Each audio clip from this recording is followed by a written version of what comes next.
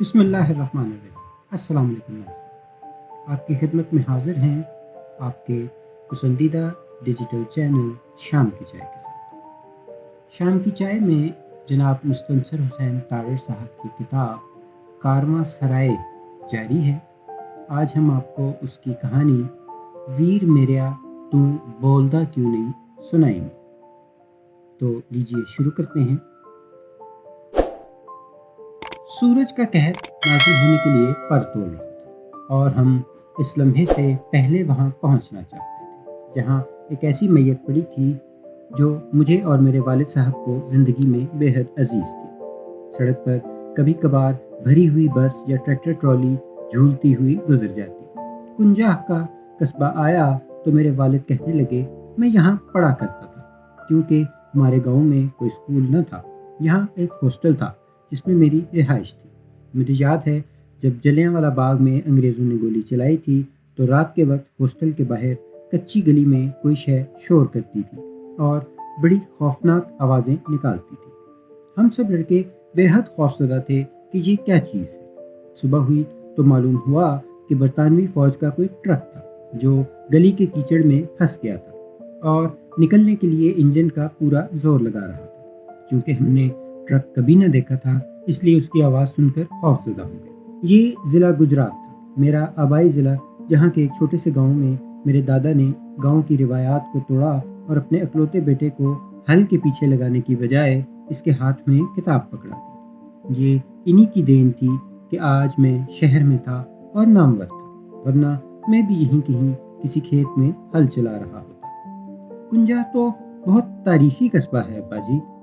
غنیمت کنجاہی کا نام تو میں نے ایرانیوں کے ہونٹوں سے بھی سنا ہے اور بے حد احترام اور محبت کے ساتھ سنا ہے۔ ہاں، میرے والد صاحب کی نیلی آنکھیں سوچ میں گم ہو گئی۔ اب تو غنیمت کی قبر شاید بن گئی ہو، لیکن ہمارے زمانے میں تو صرف ایک ڈھیر تھی۔ کیا آپ کو معلوم ہے کہ ڈپٹی نذیر احمد کی پہلی تعیناتی بطور مدرس کنجا میں ہوئی تھی؟ شاباش، والد صاحب مسکرائے۔ اس نے بھی زندگی کا آغاز میری طرح مدرسی سے کیا تھا۔ کنجا کے بعد پہاڑیاں والی آیا، جہاں سے ایک راستہ چناب کنارے ہمارے گاؤں جو کالیاں کو جاتا تھا، لیکن ہم مڑے نہیں، سیدھے چلے گئے۔ ابھی صبح تھی اور سورج کا قہر نازل ہونے کے لیے پر تول رہا تھا۔ کہیں ہمارے پہنچنے سے پہلے ہی دفن نہ کر دیں۔ والد صاحب کی آواز بے حد مدھم تھی۔ نہیں ابا جی، رات کو اگر اطلاع گئی ہے تو صبح ہی دفن کریں گے۔ والد صاحب سوزوکی کار میں آرام سے نہیں تھے۔ ان کا ڈیل ڈول ماشاءاللہ ایسا ہے کہ کوئی بھی جاپانی یہ تصور نہیں کر سکتا کہ کوئی شخص اتنے قد کاٹ کا ہو سکتا ہے۔ چنانچہ وہ پھنسے ہوئے بیٹھے تھے، باہر دیکھتے جا رہے تھے۔ میرا خیال ہے میں اس علاقے کو پہچانتا ہوں، وہ یکدم بولے، اور ان کے اداس چہرے پر بچوں جیسی خوشی کی ایک کرن نمودار ہوئی۔ ہاں، میں 6-7 برس کا تھا جب میں یہاں آیا تھا اور اپنے چاچا جی کے ساتھ آیا تھا، یعنی کوئی 74 برس پہلے۔ ہاں، اور یہاں ادھر وہ کچے مکانوں اور کھیتوں کی جانب اشارہ کر کے کہنے لگے، وہاں ہرنوں کی ایک ڈار تھی۔ ہرن؟ میں نے کار کی رفتار یکدم آہستہ کر دی۔ یہاں ابا جی؟ ہاں، یہاں ہرن ہوا کرتے تھے، وہ سر ہلا کر بولی۔ یہ کیسے ہو سکتا ہے؟ مجھے یقین نہیں آ رہا تھا۔ میرا مطلب ہے کمال نہیں ہے۔ میں اپنے چاچا جی کے ساتھ گھوڑی پر سوار کہیں جا رہا تھا اور یہاں سب جنگل تھا، اور وہاں سامنے میں نے ہرنوں کو دیکھا اور ضد کی کہ مجھے ایک ہرن پکڑ دے۔ اس پر میرے چاچا جی گھوڑی سے اتر آئے اور کہنے لگے، بیٹا یہ ہرن بہت تیز دوڑتے ہیں اور مجھ سے نہیں پکڑے جائیں گے۔ انہوں نے کوشش کی لیکن وہ کہاں ہاتھ آتے تھے، یہ سارا علاقہ جنگل تھا۔ اور تب وارث شاہ کا ایک مصرع میرے ذہن میں اٹکنے لگا اور اس کے معنی عیاں ہونے لگے، لیکن مصرع پتہ نہیں کیا تھا کہ جویں ہرنیاں ترٹھیاں بار اندر، جیسے جنگل میں ہرنیاں خوفزدہ ہو جائیں تو یہ علاقے وارث شاہ کے زمانے میں ایسے ہی ہوتے ہوں گے۔ یہ مقام جہاں کبھی ہرن ہوا کرتے تھے حالیہ سے آگے ہے اور بوت کہلاتا ہے۔ ہم دونوں دریانے جا رہے تھے۔ پچھلی شب ہمیں ٹیلی فون پر اطلاع دی گئی تھی کہ بھائی غلام رسول فوت ہو گئے۔ بھائی جی میرے پھپھی زاد بھائی تھے، وہ میرے والد کی چھوٹی بہن کے سب سے بڑے بیٹے تھے اور یوں انہیں بے حد عزیز تھے۔ بھائی جی میرے لیے بے حد اہم تھے۔ میں نے باپ کی جانب سے گاؤں کی طرف سے جتنی محبت وصول کی ہے اس میں سے 90% भाई जी की ही दी हुई थी। वो ज़्यादा पढ़े लिखे नहीं थे, लेकिन कमाल का फ़िक्रा कहते थे। इनका पंजाबी लहजा इतना मीठा था कि बाज़ औक़ात वो बोलते जाते और मैं चुप साधे सुनता रहता, और वो यकदम कहते, वीर मेरेया, तू क्यों नहीं बोलता? नहीं मेरे भाई जी, ये जिस तरह आप ऊँट को उठ कहते हैं, बस यही सुनता रहता हूँ।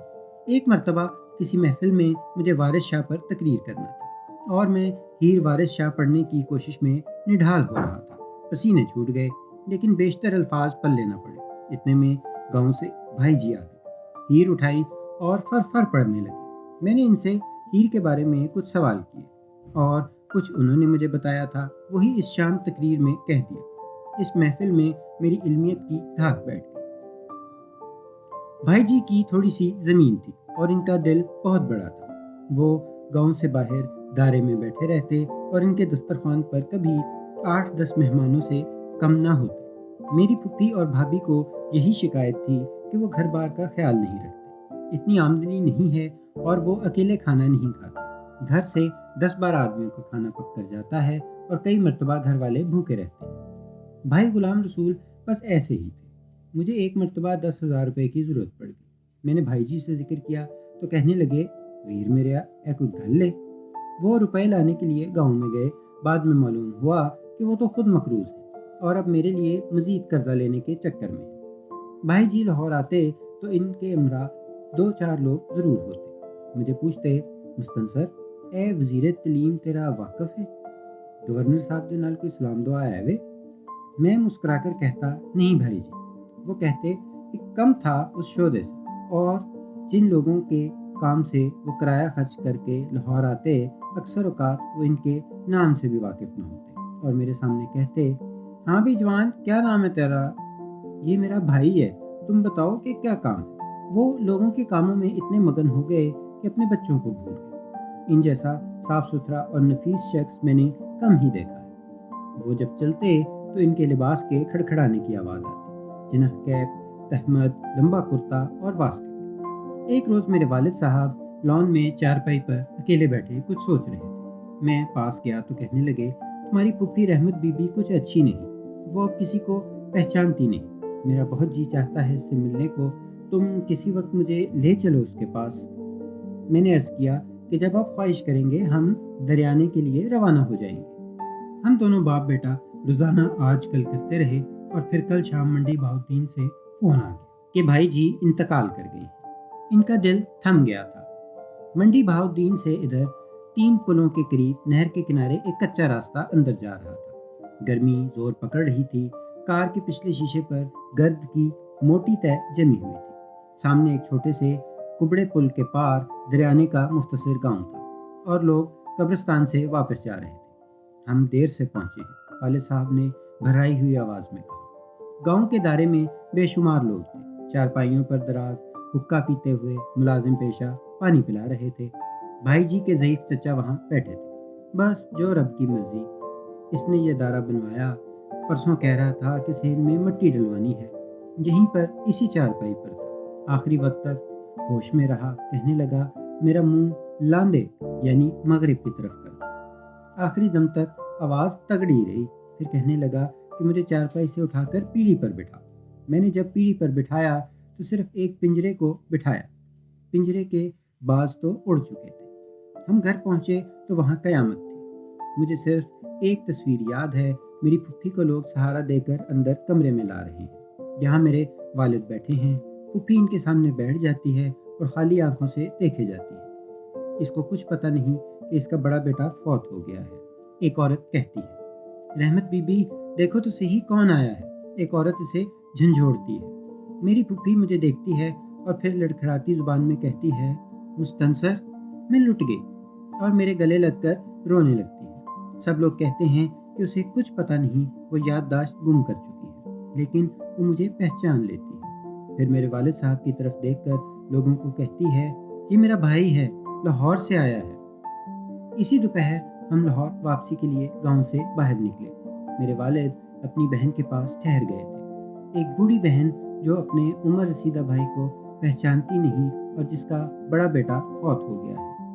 भाई जी मुझे हमेशा वीर मेरेया कहा करते थे। मैं जब گاؤں کے قبرستان کے قریب سے گزرا تو میرا جی چاہا کہ میں پوچھوں کہ ویر میرا تو کیوں نہیں بولتی۔ امید ہے کہانی آپ کو پسند آئی ہوگی۔ اپنا بہت سا خیال رکھیے۔ اللہ حافظ۔